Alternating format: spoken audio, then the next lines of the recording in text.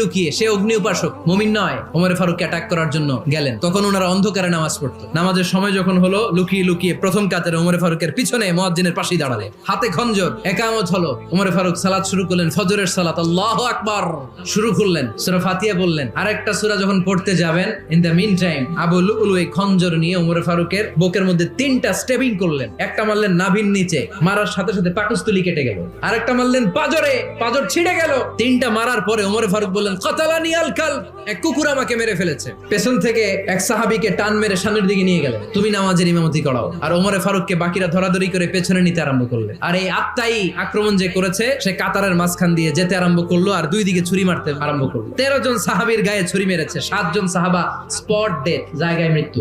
এই ভয়ঙ্কর অবস্থা দেখে এক সাহাবী বুরনুস, এক ধরনের জুব্বা আছে মাথাওয়ালা, অনেকে জ্যাকেট পরছেন না এরকম মাথাওয়ালা, লম্বা জুব্বা আছে, আরবরা শীতে পরে মাথাওয়ালা, এই মাথাওয়ালা জুব্বা বের করে এক সাহাবী জালের মতো